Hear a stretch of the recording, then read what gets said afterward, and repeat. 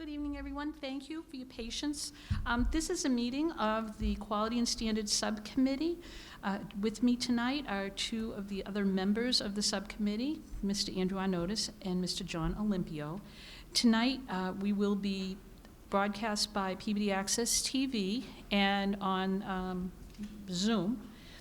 There is no public participation this evening at this subcommittee meeting. The reason that I'm going to hold off on public participation for tonight is because the subcommittee really has a lot of work to get done, and so we're going to just plow through some really big language issues with our policy. So without further ado, we're going to begin looking at the face covering policy, which would be file EBCFA. Okay, this policy was the one that we thought would be just simple to pass. Basically, wear your mask or you're not allowed on school property and you can't come to school. That would go for every student and the staff. But thankfully, the Public Health Department, Sharon Cameron and Brenda Wolf, reviewed that policy, and they came up with some really good questions.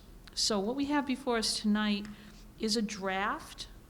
I'm still going to wait for a review from Brenda and Sharon to get more input, but this is to get us started on making sure that this policy is a good one and that it really does address the issues of wearing masks and face shields and all kinds of different issues that have come up.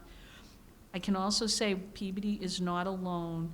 There's quite a bit of message traffic with Mass Association of School Committees surrounding that original policy. Other school districts are doing the same thing we are. They're addressing very specific issues just like us. And that policy that came out was really basically just a guideline, so we may even get some more information this week that we will need to add into this policy. So as you can see on this copy, the additions as far as trying to incorporate the materials that Sharon Cameron provided in her email, those are all in red. And if we want to go through paragraph by paragraph, we can do that. However you gentlemen would like to go through it is fine with me. Yeah, that's fine. Yeah. Yeah. Okay. All right.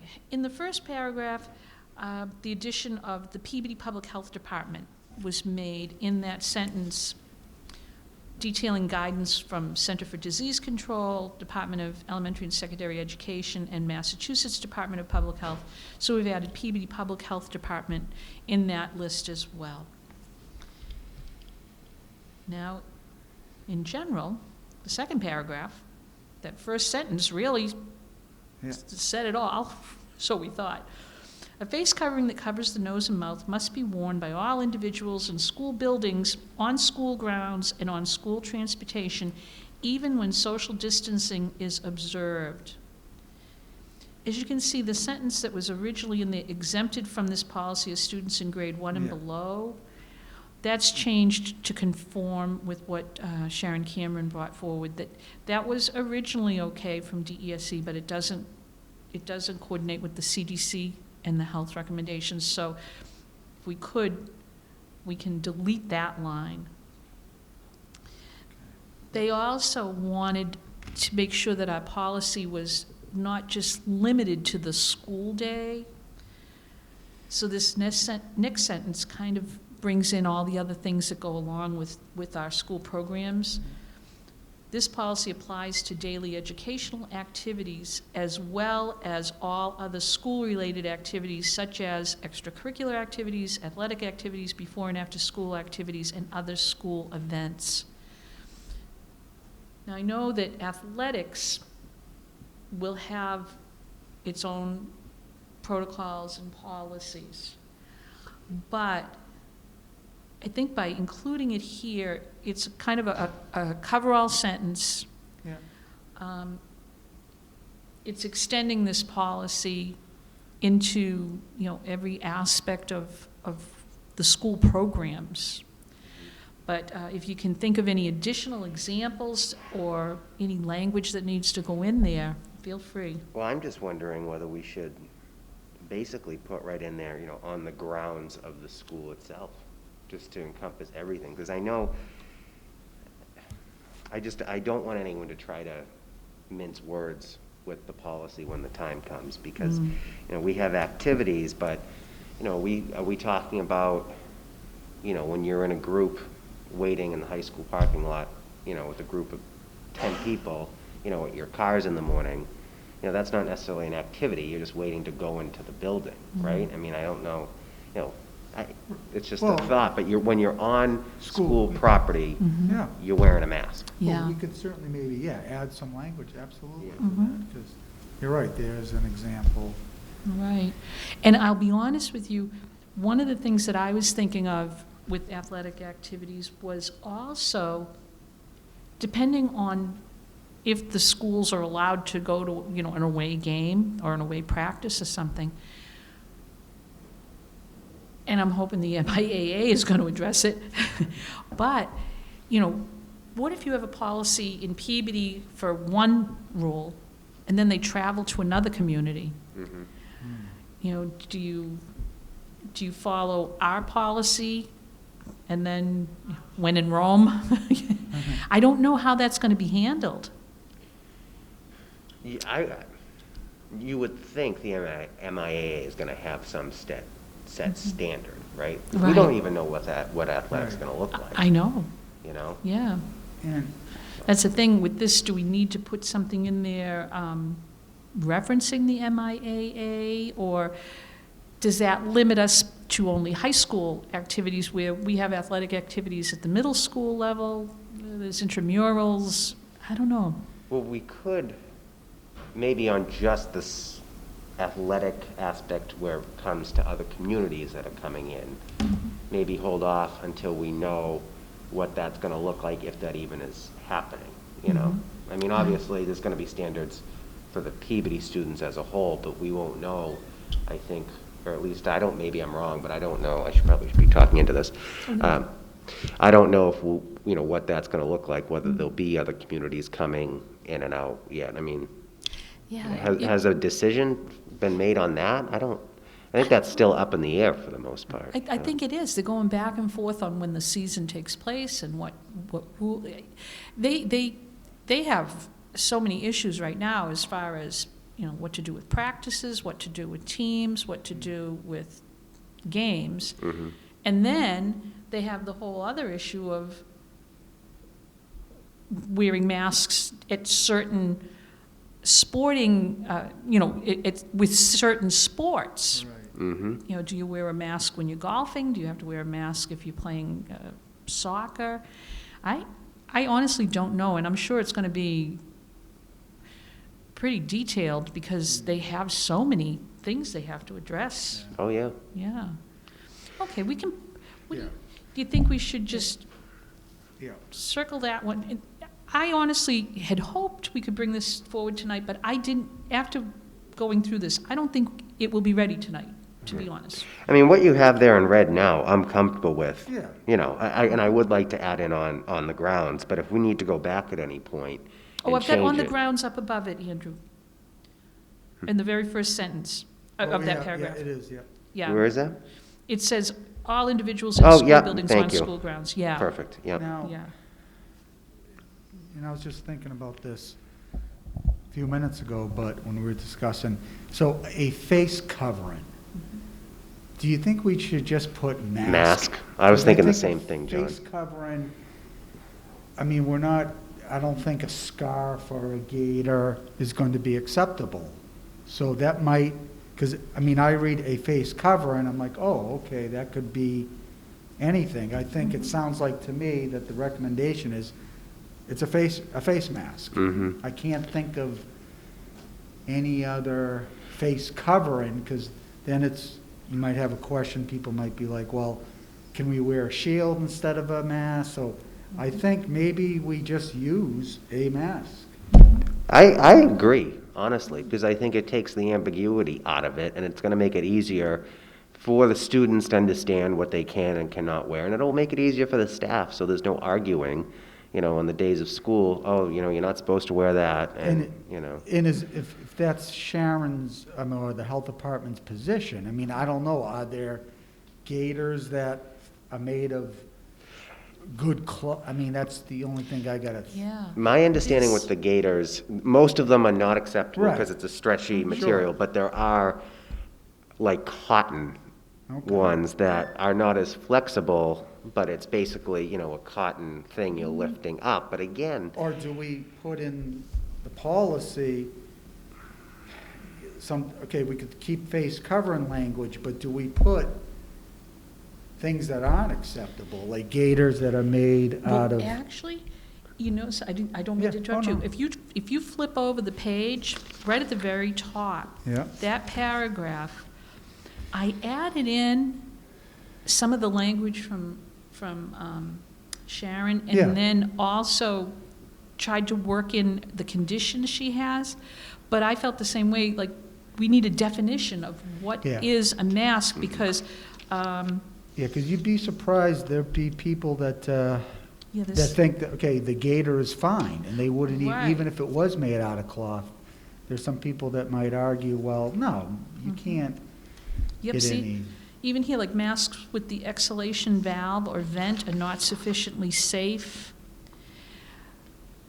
Right, but I would say. We probably need to highlight this, like, face coverings equals a mask of, Right, I just such think, right, I think the policy, design. maybe we, a little bit down the road, we be more clear, like this is saying it's not sufficiently safe for use per CDC recommendations. Mhm. Well, as we talked about before, maybe some cities and towns, they kind of cherry pick what they want to follow with CDC guidelines. Us as a district, maybe we just say, no mask with valves. I mean, that's it. And, absolutely. we could maybe put in the policy leave that sentence in to kind of give people where we're coming from. But I think probably should be a little bit more explicit with what we're going to allow and what we're not going to allow. What I'm hoping we ultimately end up with when school is about to start, hopefully whether it comes from the superintendent's office or from the building principals, whether they create one on their own with whatever our policy is. But I would love to see okay, this is acceptable, Right. this is not, with bullet points, there's no Right. ambiguity, which I'd be perfectly comfortable with changing face coverings just to mask and make it mask or nothing, frankly, but, Yeah, I yeah. can't.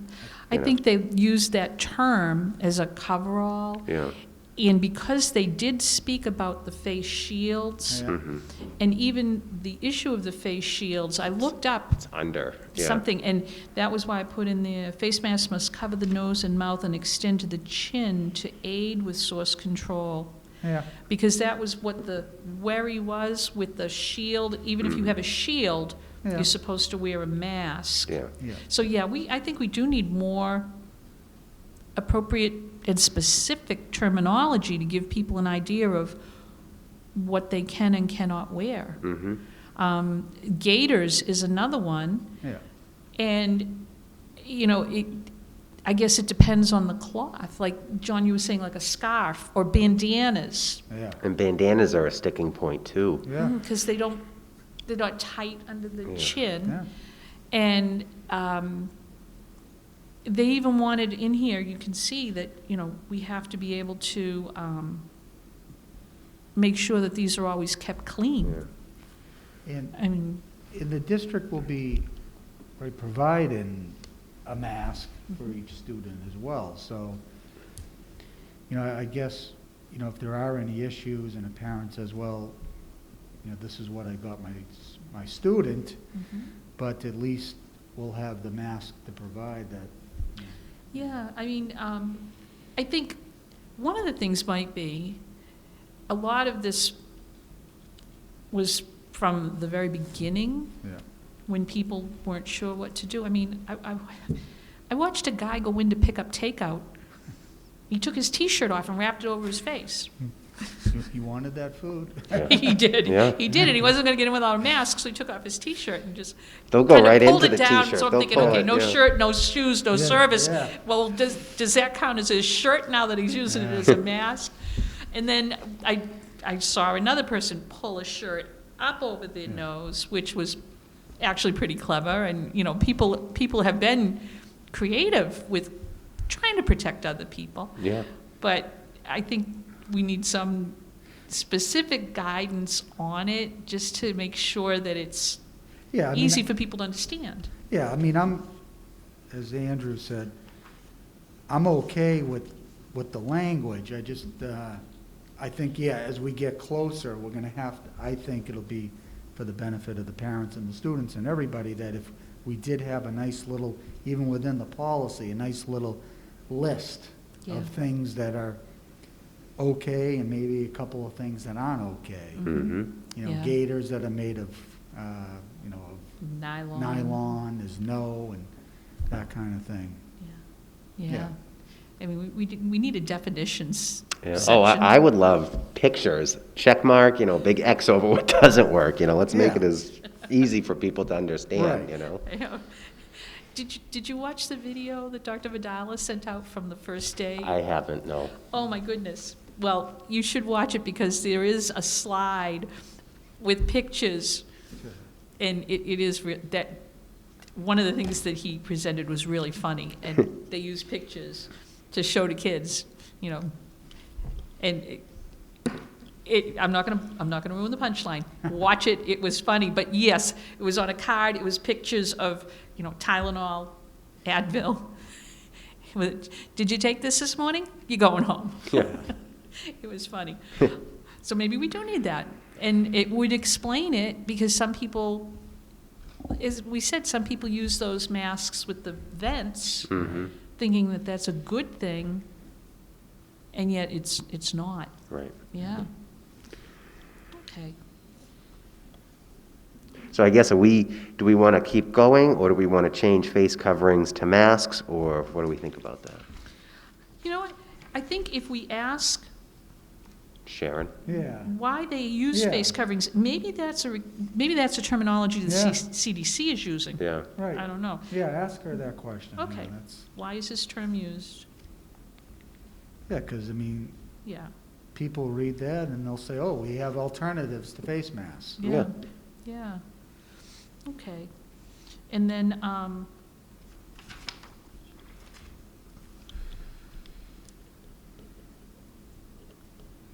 let's see what else.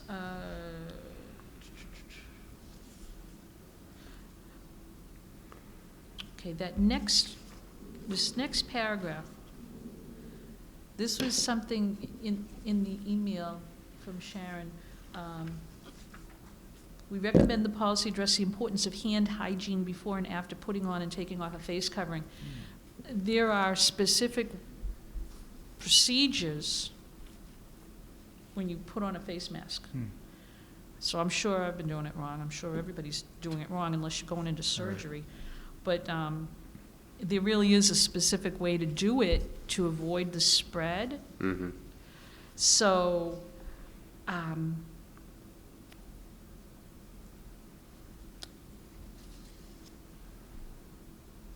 I don't know how to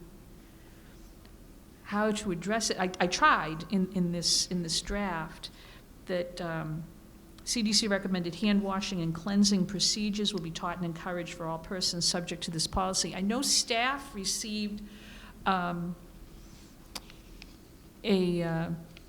component of how to properly put on your mask and you know, how to take care of the masks, Okay. and it is all necessary. I don't know if the students are going to be given that direction, but I think if it's required, then we need to make sure that we do it, Mm-hmm. in the hopes that people will follow it. Hmm. So I don't know. You know, I don't know when they would take off a face covering or mask, and Well, I think when it comes to taking it off, it's, you know, there's limited exemptions, you know, but even that, it's I would think it's going to be a quick instance. Yeah. You know, it's not Yeah. you're not going to have, I would say, large periods of time where anyone's in an enclosed space without one on, right? I know, I'm thinking of the little kids too. I Yeah, mean, they're yeah. gonna be putting them on, pulling them on. Look, I mean, I've got this off now. As soon as I'm done with our Right. subcommittee, this will go back on, and I'm probably going to be, you know, in violation of proper protocol. I've got my hand wash with me. Yeah. But in a school day, I don't know how that works. I think we do need to talk to Dr. Vidala too, Yeah. just to ask about that. Well, it'll probably don't, take your mask off and then flip it inside out, and do something like that. It's Yeah. little things, especially if, depending on the That's type true. of mask that it is, I'm sure there'll Yeah. be features. But yeah, when we can talk to the superintendent on that one, they might have thought of that. Yeah, because I guess it's very precise. Yeah. Yeah. Yeah, so, but if we want people to do it, we need to provide that training, and we've got to make sure that we've got soap for soap and water, as well as the hand sanitizer. That's actually one of my questions for tonight, that, I will be asking, aside from that policy. Okay, the other items on here were all, the same as last time. I didn't change any of those. Oh, I'm sorry. Back on page 1, it's just a very small matter, but when appropriate social distancing of a minimum of 6 feet is enforced, that is something we should make sure. If we mention social distancing, the standard is the Yeah. minimum of 6 feet. So that's in there as well.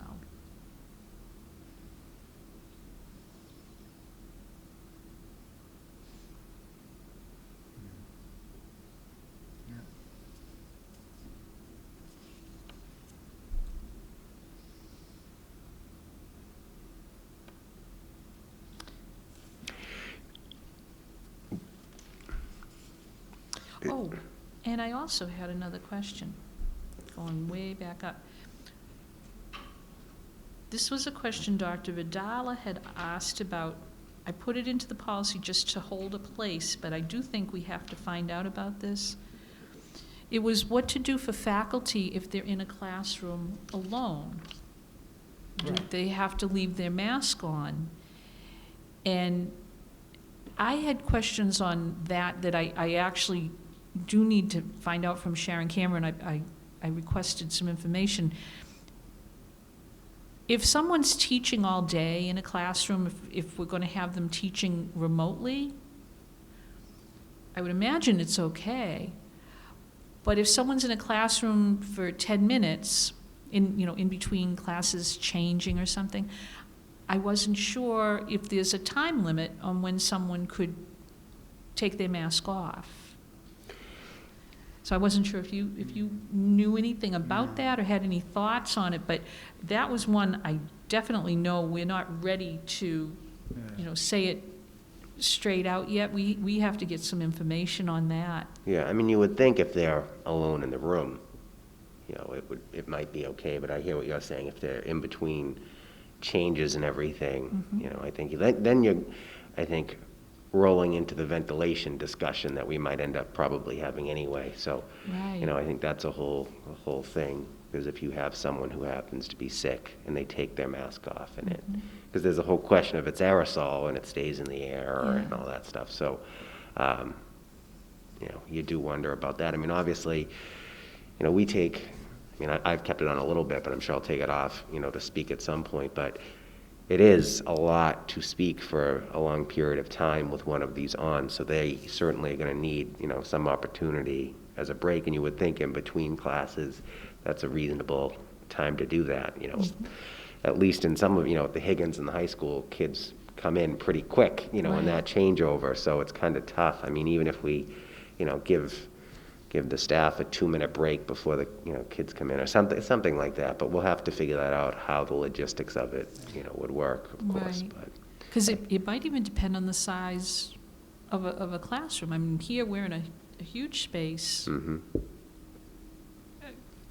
I don't even know if they can tell us, how long someone would breathe before they Yeah. fill the room. I I don't know. don't, I don't know. I don't know. That's 90% of it, I don't know. It changes every hour, I know.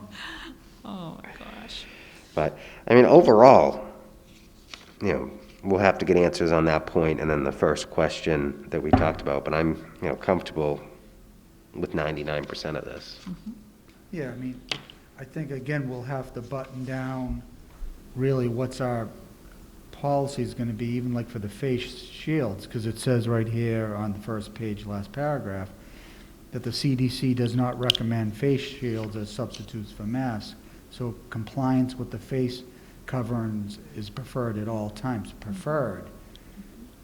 But if I read that, it could leave the door open that, okay, so if I prefer to wear a face shield, because again, it's CDC, but, you know, CDC also says 3 feet, so I think we're gonna need, just come out and say that, no, that maybe face shields are not substitutes. Oh, absolutely. I Right. think a mask is the standard minimum, and then anything else Right. people choose to wear I is, mean, we could keep that language in there as CDC doesn't recommend it, but the way I read that sentence is it's preferred, but it's not saying it's a must or not. Right. Or we could say compliance with the face coverings is, with masks, is required at all times, Yeah. with the exception of very specific Yeah, exemptions. right. yeah, you could say it's required excluding the above exemptions. you know? Exactly, exactly.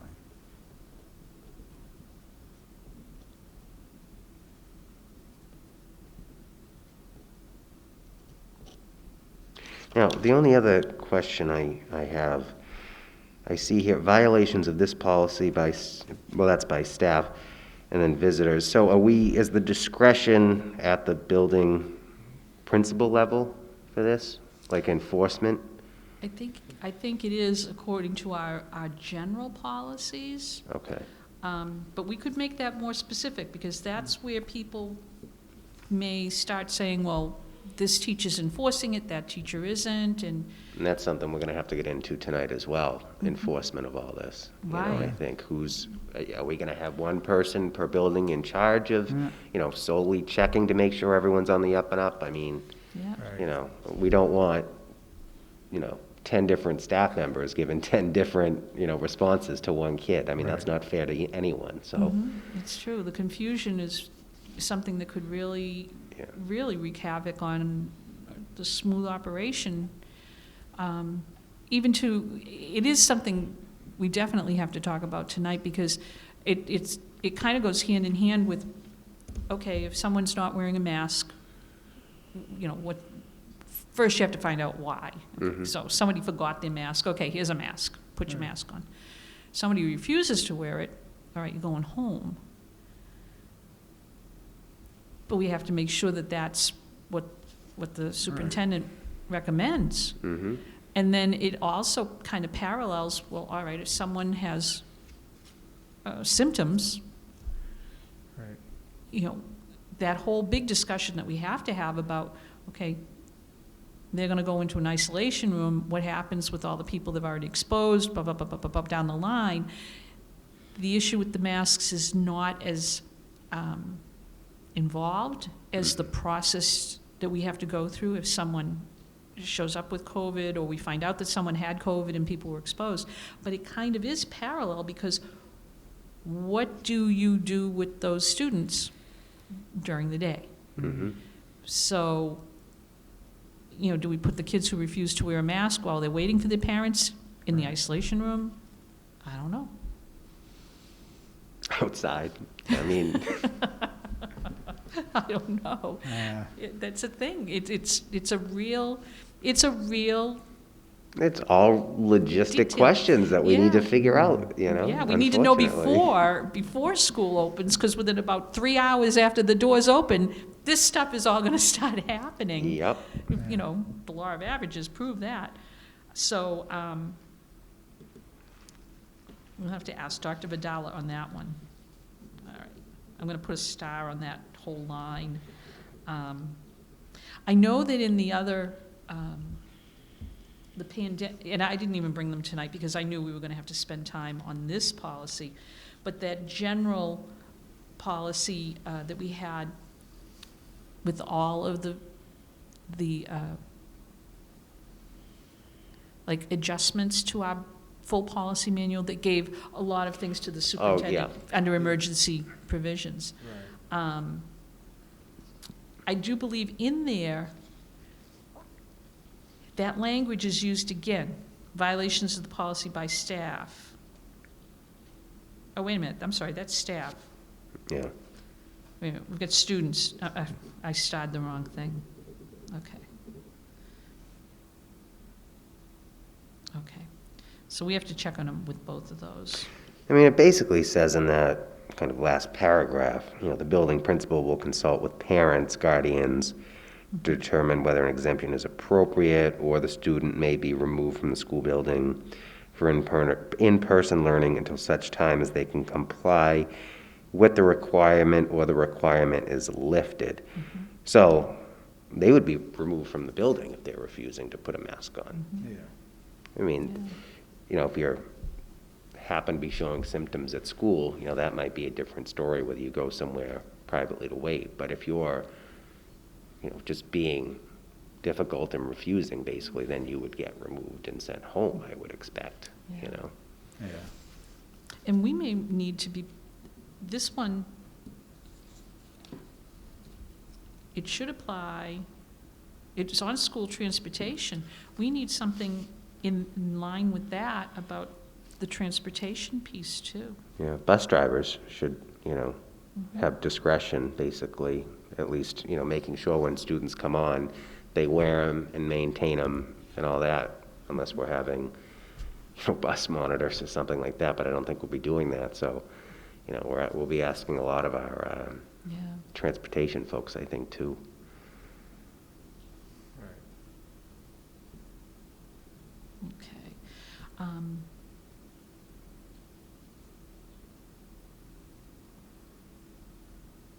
And actually, it does raise the question in that paragraph too, if someone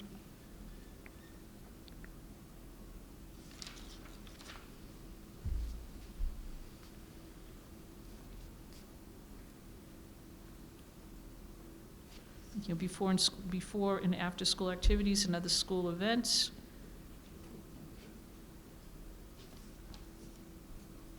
They'll be asked to leave the building. Yeah. So, all right.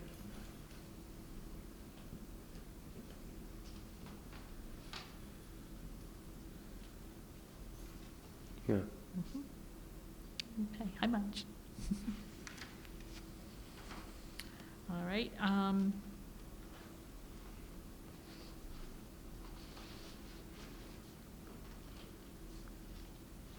can you see anything else that we need to address on this one?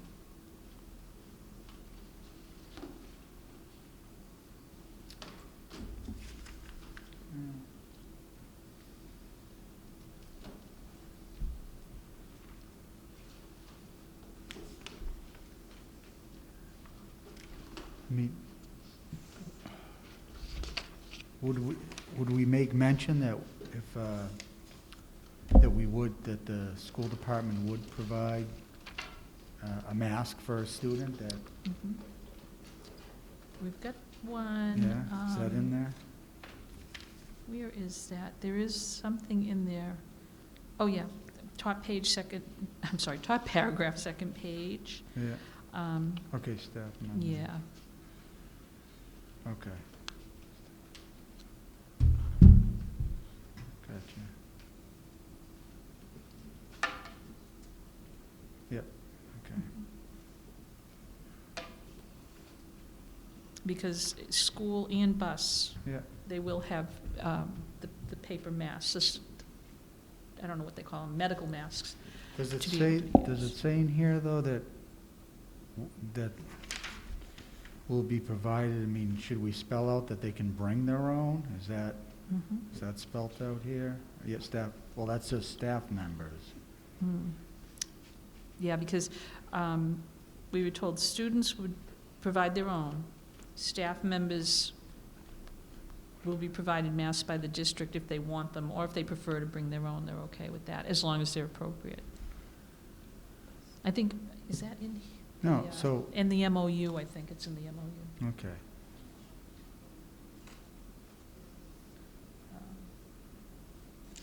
Oh, provided by the CMS, okay. Oh. So, it says right, so students, on the top sentence on the first paragraph, a student's mask or face covering is provided by the student's family. Mhm. Well, do we make mention that if they can't, they don't have the resources for a mask? I mean, isn't the school providing masks for students that don't have the resources maybe to? It- Oh, yeah, we should ask the superintendent. Yeah. Here it comes. John, Yes. in the middle of that, Yeah, however, the district will supply disposable face coverings for individuals who arrive at a building or board school transportation without one. Okay, all So right. I would take that as anyone, okay. you know, Yep. even a visitor, right? Yeah, okay. Yeah, I'm Mhm, just yes. Yeah. kind of talking out Yeah. loud, yeah, okay. Yep, But I do see the distinction that John's talking about. If someone isn't going to have their own mask, every day right, because of the resources, yeah. then would we be providing it? I don't know. I think Yeah, we we're gotta- gonna have to, yeah. Because even that whole issue, about who determines when a mask isn't clean Mm-hmm. or it's not working properly? And we, Yeah. Dr. Vidal, we have a new job description we need for mask monitors.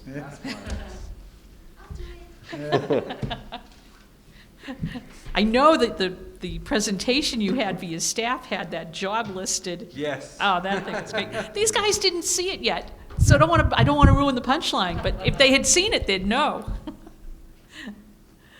Oh, my goodness. Yeah, just to bring you up, and I know you just got here, so we don't want to throw you into this, but we've been going through the adjustments, and we have more. So we're going to send it back to Sharon Okay. with additional questions. I could give a quick review during the full meeting, but basically, we know we need a definition of what's an appropriate face mask. What are the requirements? Can we get rid of the word face coverings, or is that something that goes along with CDC requirements? And because it's confusing, because it opens up options to people, and they may think, well, my face is covered, and then Right. when you read the details, you're not allowed to wear certain things. And then, So I think that allows the cloth gaiters versus the mask. So I think the covering was to open up to the cloth gaiters. Okay. for Oh, cloth, okay. Okay. Yeah. mhm. But maybe we should spell that out, cloth gaiters, Yeah. because, Yeah, because there's all these different Yeah. styles now. Well, and the other thing you can do is just cite that we're going to follow the guidance of the Department of Public Health, because in the presentation that they did yesterday, they have some really good details.